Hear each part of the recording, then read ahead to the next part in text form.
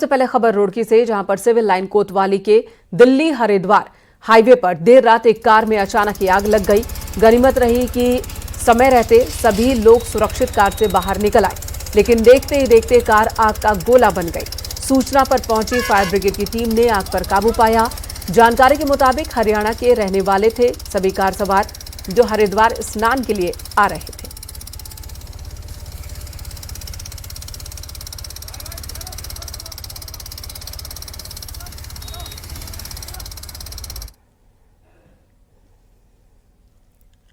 हरिद्वार के ज्वालापुर में शनिवार को छात्र पर जानलेवा हमला करने और दिन दहाड़े फायरिंग कर दहशत फैलाने वाले बदमाशों के साथ बहादुराबाद नहर पटरी पर देर रात पुलिस की मुठभेड़ हुई।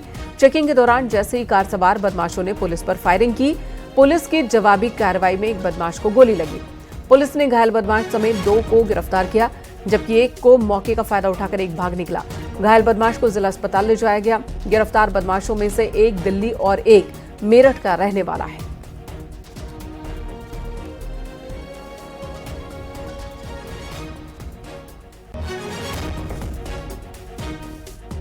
पुलिस के द्वारा जवाबी फायर में एक व्यक्ति घायल हुआ है निष्कर्ष, और उसको यहाँ पर अभी हॉस्पिटलाइज किया गया है। एक अन्य व्यक्ति अभी पकड़ा गया है।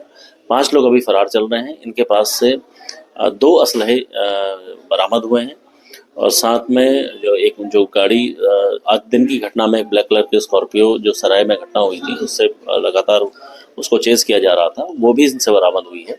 और इनके द्वारा इस घटना जो दिन में घटना हुई थी उसको स्वीकार किया है। इनके द्वारा ही वो घटना मारपीट की हुई थी और उसमें फायर भी हुआ था। पुलिस ने उसमें 307 का मुकदमा लिखा गया है। इनको तत्काल अभी अरेस्ट करके आगे की जो वैधानिक कार्रवाई है उसमें की जाएगी।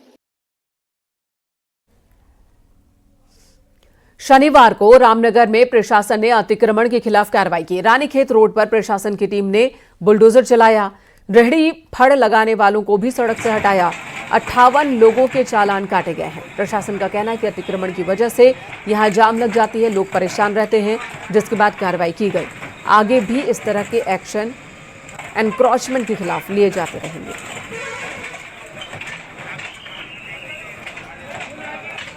परंतु रानीखेत रोड में इतना ज्यादा कंजेशन है कि ट्रैफिक प्रॉब्लम बहुत ज्यादा है। जाम की लगातार शिकायतें प्राप्त हो रही है, जिसके दृष्टिगत इसमें जो वहां पर अतिक्रमण लोगों के द्वारा किया गया उसको हटाया गया और लगातार इसमें कार्रवाई की जाएगी।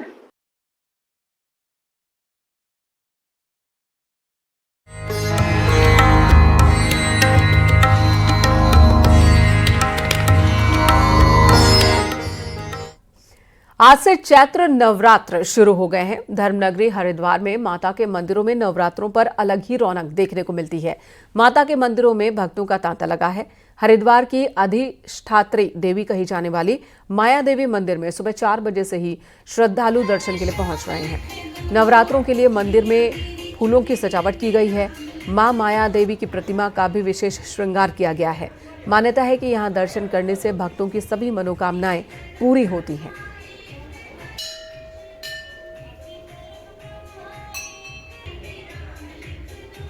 मन को बहुत तसल्ली हो रही है कि चलो कि नवरात्रों में ना बहुत सुकून सा मिलता है यहाँ पर। और मंदिरों में भी गए? हाँ जी, मनसा देवी, दक्षिणेश्वरी काली और माया देवी मंदिर। बहुत महत्व है माया देवी मंदिर में। यह बहुत प्राचीन मंदिर है। यहाँ के मंदिर के श्रद्धालुओं को बहुत ज़्यादा आने की, नवरात्रों में आने की देरी रहती है, और जैसे ही श्रद्धालु यहाँ नवरात्रे लगते हैं सर्वप्रथम सबसे पहले माया देवी मंदिर, मनसा देवी मंदिर ज़रूर आते हैं। दर्शन पाके हम आरती गए तो 5-5:30 बजे आरती होती है वहाँ की, और यहाँ की भी, तो हमें दर्शन पाकर अच्छा लगा। और आप भी आइए हरिद्वार और दर्शन कीजिए यहाँ। आज से भक्तों की बहुत भीड़ है, क्योंकि आज संडे भी है तो ऑलरेडी ज़्यादा भीड़ है। वैसे नॉर्मल रहती है, और मंदिर को काफ़ी अच्छा तरीके से सजाया हुआ है। तो जितने भी आप सब लोग आए और दर्शन करें माता का, क्योंकि ये 9 दिन बहुत ही स्पिरिचुअल होते हैं अपने आप को अवेक करने के लिए।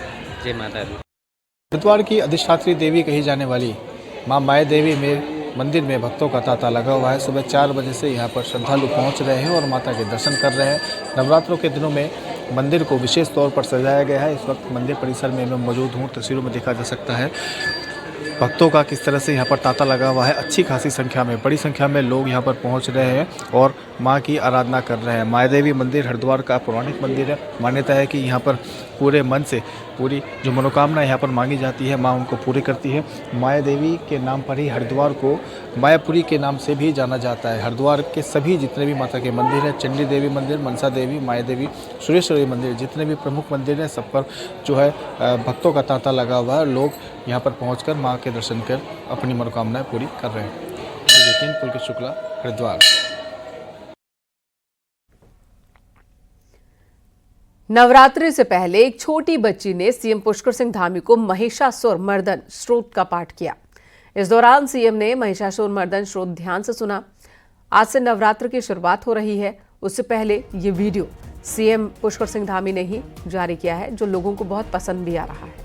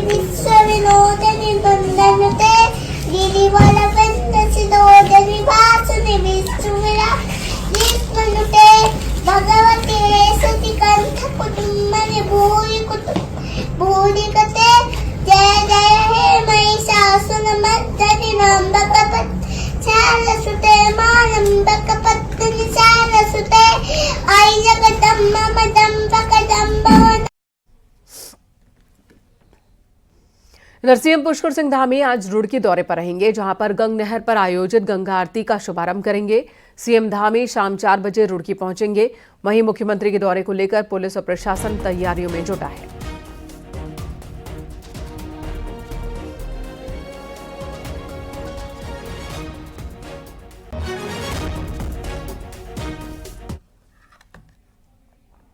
इस साल 9 नवंबर को उत्तराखंड को बने 25 साल पूरे हो जाएंगे और ऐसे में आने वाला साल रजत जयंती वर्ष यानी कि सिल्वर जुबली ईयर के तौर पर मनाया जाएगा।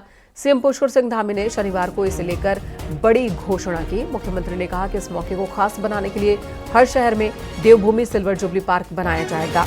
हर शहर में सिल्वर जुबली पार्क बनेगा, जो खास पहचान वाला होगा।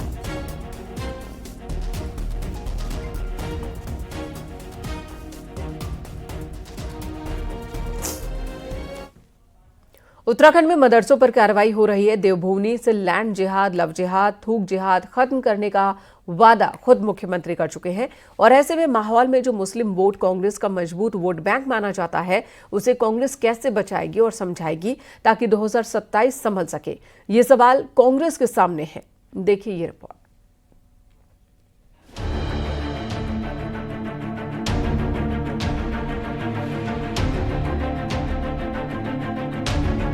उत्तराखंड से जिहाद का नामो निशान मिटाने की बात मुख्यमंत्री पुष्कर सिंह धामी लगातार कर रहे हैं, जबकि कांग्रेस नेताओं को जिहाद शब्द में सब कुछ सही लग रहा है।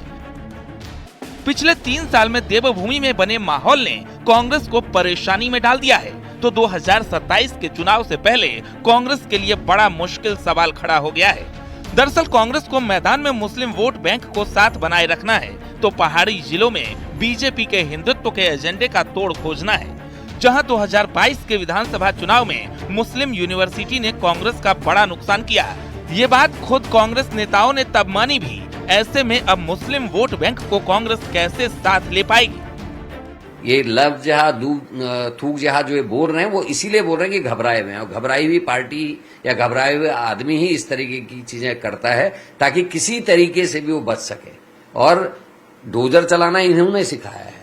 ये उल्टी सुल्टी हरकतें करके देश को बांटने का काम ये कर रहे हैं, ये अन्याय कर रहे हैं, ये अपनी अपनी शपथ को ये भूल गए हैं। के साथ समाज का कोई भी वर्ग हो, किसी भी धर्म के लोग हो, किसी भी जाति के लोग हो, किसी भी भाषा को बोलने वाले लोग हो, अगर किसी भी व्यक्ति के साथ, किसी भी वर्ग के साथ, किसी भी समूह के साथ अगर सरकार या कोई उत्पीड़न करेगा, अत्याचार करेगा, अन्याय करेगा, तो उसको कांग्रेस बर्दाश्त नहीं करेगी, उसकी लड़ाई लड़ेगी। इसलिए यह कहना कि कांग्रेस किसी खास वोट बैंक के लिए या किसी खास वर्ग के लिए राजनीति करती है, बिल्कुल सर्वथा गलत। मैदानी जिलों में मदरसों पर कार्रवाई हुई तो हरिद्वार और उधम सिंह नगर के कांग्रेस विधायक परेशान हुए, पर देवभूमि में कांग्रेस पार्टी खुलकर इस वोट बैंक का समर्थन नहीं कर पा रही। यही कांग्रेस के सामने बड़ी मुश्किल है।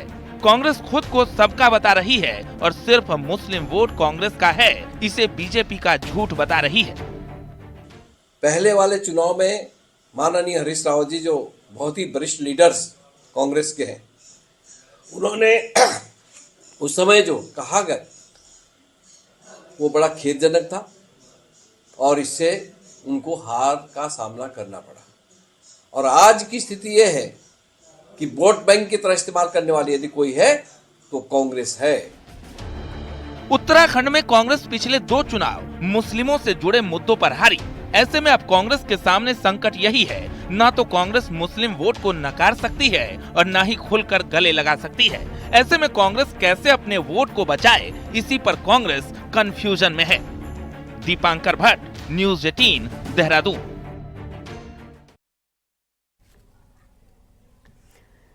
बीजेपी प्रवक्ता कमलेश रमन के खिलाफ कांग्रेस ने कोतवाली में केस दर्ज करने की मांग की है। कांग्रेस ने इसके लिए बाकायदा पुलिस को लिखित शिकायत दी है। कांग्रेस ने बीजेपी प्रवक्ता कमलेश रमन पर कांग्रेस प्रदेश अध्यक्ष की छवि खराब करने का आरोप लगाया और सोशल मीडिया पर करण मेहरा को खास समुदाय की टोपी पहनते दिखाया। करण मेहरा की टोपी पहने हुए फोटो के साथ बीजेपी प्रवक्ता ने लिखा है कि क्या लव जिहाद, लैंड जिहाद और थूक जिहाद करने वालों को क्रांतिकारी मानती है कांग्रेस।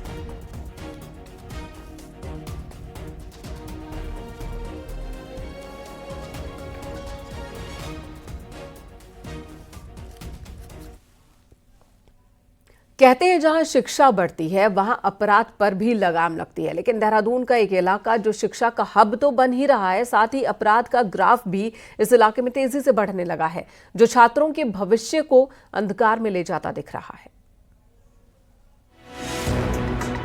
राजधानी देहरादून को शिक्षा का हब माना जाता है और प्रेम नगर के विदौली, पौंधा, कंडोली और डूंगा जैसे इलाकों में कई नामी विश्वविद्यालय और कॉलेज हैं, जहां हजारों की संख्या में छात्र पढ़ाई के लिए आते हैं। लेकिन इसी के साथ इस इलाके में अपराध का साया भी गहराने लगा है।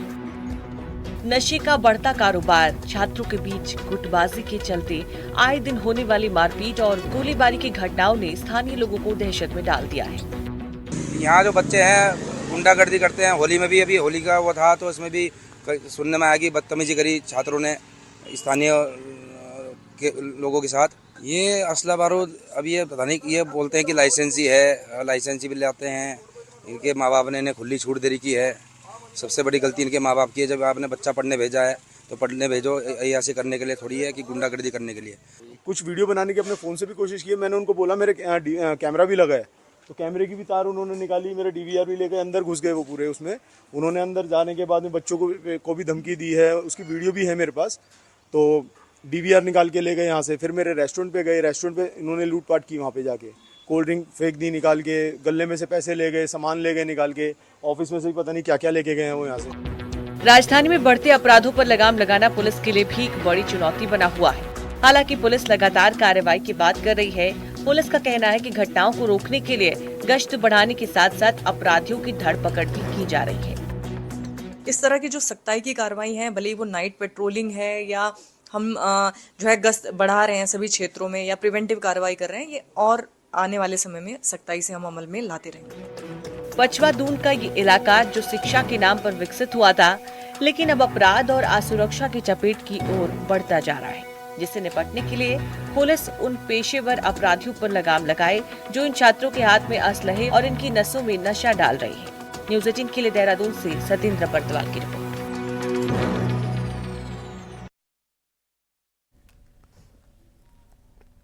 देहरादून में पेरेंट्स की तरफ से लगातार आ रही शिकायतों को देखते हुए शनिवार को जिला प्रशासन की 4 टीमों ने किताब की दुकानों पर छापेमारी की, जहां चेकिंग के दौरान पाया गया कि स्कूल की कई किताबें ज्यादा दाम पर बेची जा रही थी वहीं कई दुकानदार जीएसटी चोरी भी कर रहे थे। इसके अलावा बिना बिल बुक के भी किताबें और नोटबुक दी जा रही थी। बिना बार कोडिंग वाली किताबों को जब्त कर प्रशासन की टीम ने कार्रवाई की।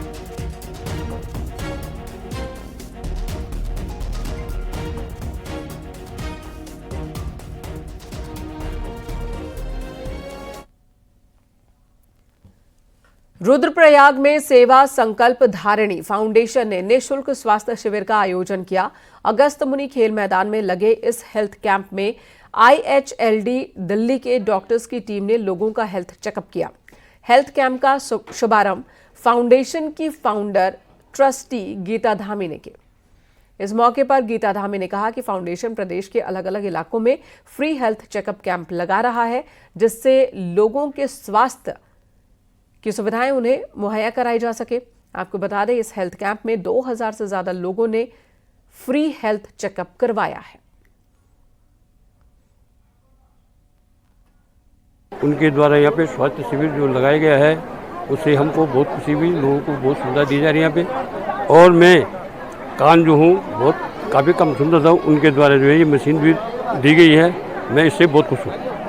और मेरे पाँव में बहुत दर्द हो रही थी, जिससे मैं चल नहीं पा रहा था, लेकिन आज मुझे ये व्हील चेयर मिल के मुझे इस समय बहुत सुविधा मिली। थोड़ा चलने के लिए ठीक हो गया, नहीं तो मैं चल नहीं पा रहा था, बहुत असमर्थ था चलने में। जो मैंने पहले कैंप लगाए थे 4500 से 5000 लोगों को हमने अच्छी स्वास्थ्य सेवाएं मुहैया करवाई। और आज बाबा केदार के आशीर्वाद से यहाँ पर स्वास्थ्य शिविर लगाने का मुझे अवसर मिला। और बहुत अभी तक 13-14 करीब रजिस्ट्रेशन यहाँ पे हो चुके हैं और बहुत अच्छा समर्थन लोगों ने दिया। सभी लोगों के सहयोग से इस सेवा कार्य को मैं यहाँ पे कर पाई हूँ। और आगे भी जो है हमने जितने भी ऐसे हमारे मरीज होंगे जिनको आगे भी आवश्यकता होगी, उनको हम वहाँ पर भी मदद करेंगे। 2023 में देहरादून के ट्यूणी इलाके में हुए अग्निकांड के बाद फायर विभाग ने 13 जिलों में 18 नए फायर स्टेशन और एक ट्रेनिंग सेंटर स्थापित करने का प्रस्ताव तैयार किया था, जिसमें फायर ब्रिगेड की गाड़ियां और कर्मचारियों को भी मौजूद रहना था। 122 करोड़ रुपए की लागत से बनने वाले इन स्टेशंस के लिए विश्व बैंक से फंडिंग प्रस्तावित थी, लेकिन अब तक इसे हरी झंडी नहीं मिली है। फायर सीजन शुरू हो चुका है, लेकिन दूर दराज के इलाकों में अब भी फायर स्टेशन और सब स्टेशन नहीं है। वर्तमान में प्रदेश में 49 फायर स्टेशन और सब स्टेशन ही हैं।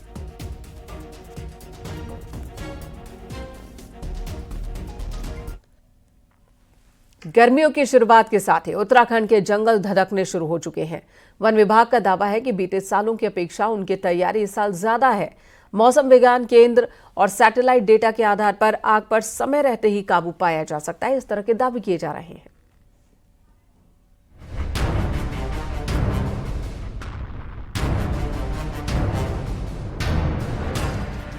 कर्मचारियों की कमी और पहाड़ की भौगोलिक चुनौतियों के बीच उत्तराखंड के वन विभाग को इस साल समझ में आया है कि बिना तकनीक के इस्तेमाल के जंगलों की आग पर काबू पाना मुश्किल है। शनिवार को अधिकारियों ने दावा किया कि आग की घटनाओं पर जो डेटा हर साल उनको मिलता है वो अब रियल टाइम में मिला करेगा। मसलन सैटेलाइट की तस्वीरें 10 घंटों के बजाय 2 घंटों में मिल जाएंगी। इसके अलावा मौसम विभाग के साथ समझौते के तहत आग को लेकर पहले से ही कर्मचारी सतर्क हो पा रहे हैं। क्या जंगलों में आग लगने की घटनाएं इस साल अपेक्षाकृत ज्यादा होने का अंदाजा है? इसका क्या जवाब मिला, सुनिए। ये एक हमारा ट्रेडिशनल मैकेनिज्म होता था फायर डेंजर रेटिंग सिस्टम, तो वो फॉर्मूले वगैरह जो होते थे वो भी हमने आईएमडी को दिए हैं कि कैसे वो उसको इंटीग्रेट कर सकते हैं। और हम एआई को भी यूज करेंगे डेफिनेटली। इस ईयर का समर पिछले समर से ज्यादा था, तो ये जो ग्लोबल वार्मिंग का फिनोमेना है उसका असर सीधा सीधा दिख रहा है हम लोग। और विभाग का कहना है कि करीब 10,500 कर्मचारी जंगलों में लगने वाली आग पर नजर रखेंगे। इसके अलावा टेक्नोलॉजी की मदद तो मिलेगी ही। आग के लिहाज से राज्य के 6 जिले, जिनमें नैनीताल, अल्मोड़ा, चंपावत, पौड़ी, टिहरी और उत्तरकाशी शामिल हैं, बहुत संवेदनशील हैं। फायर सीजन की शुरुआत से पहले जंगलों के आसपास फायरलाइन बनाने की कसरत होती है, लेकिन कड़े वन कानून की वजह से इस काम में दिक्कत आ रही थी। धनंजय मोहन का कहना है कि इस मामले में विभाग को सुप्रीम कोर्ट से राहत मिली है। 400 किलोमीटर की फायर लाइन में काम चल पड़ा है और ये बन जाएंगी और अगले सालों में हमारा जितना बैकलॉग था 40 साल का, उसको अगले हमारा प्रयास है कि अगले 2 साल में हम पूरा क्लियर करके फिर उसके बाद इन कार लाइन्स का मैनेजमेंट बहुत ईजी हो जाएगा और इस तरह से वो भी एक बहुत अपना योगदान दे पाएंगी आग के स्प्रेड को रोकने के लिए। पिछले अनुभवों को देखते हुए वन विभाग आग लगने की सूरत में हेलीकॉप्टरों के इस्तेमाल को फायदेमंद नहीं मान रहा है। दावा ये भी किया गया है कि देहरादून स्थित फॉरेस्ट रिसर्च इंस्टीट्यूट ने हाथ से आग बुझाने के लिए एक झाड़ूनुमा यंत्र तैयार किया है, जो हल्का और सुविधाजनक होगा। न्यूज़ 18 के लिए देहरादून से अनुपम त्रिवेदी की रिपोर्ट। चारधाम यात्रा में अब 1 महीने का समय बचा है और ऐसे में यात्रा प्रशासन तैयारियों को अंतिम रूप देने में जुटा है। तीर्थ यात्रियों का सबसे ज्यादा दबाव ऋषिकेश के मुनि की रेती तपोवन क्षेत्र में रहता है, जिसके लिए डीएम टिहरी ने ट्रैफिक, पार्किंग मैनेजमेंट और होटल ढाबों में रेट लिस्ट लगाने समेत पेयजल शौचालय व्यवस्था को दुरुस्त करने के निर्देश दिए। ज़्यादा यात्रियों का लोड रहता है मुनि की रेती, तपोवन, ब्रह्मपुरी, शिवपुरी एरिया तक हमने देखा है और इसमें कुछ जगह सड़कों की भी स्थिति हमें को और ठीक करनी है, जो डायरेक्शन दिए गए हैं। कुछ जगह पार्किंग हम और डेवलप करेंगे। कई जगह हमने जो देखा है कुछ कैमरेज और बढ़ाए हैं जिससे कि जांच आदि करने में सहायता हो। टॉयलेट्स आदि की व्यवस्था भी चेक करी गई है। अभी बैठक भी हम लोग लेंगे और होटल्स में रेट लिस्ट लगे, ढाबों में रेट लिस्ट लगाई जाए और सभी जगह शौचालय, पीने के पानी की व्यवस्था सुचारू हो। 30 अप्रैल से उत्तराखंड में चारधाम की यात्रा शुरू हो रही है। उससे पहले सरकार और बद्रीनाथ केदारनाथ मंदिर समिति विशेष तैयारी में है। चारधाम यात्रा के लिए 12 भाषा में बुकलेट लॉन्च की गई है।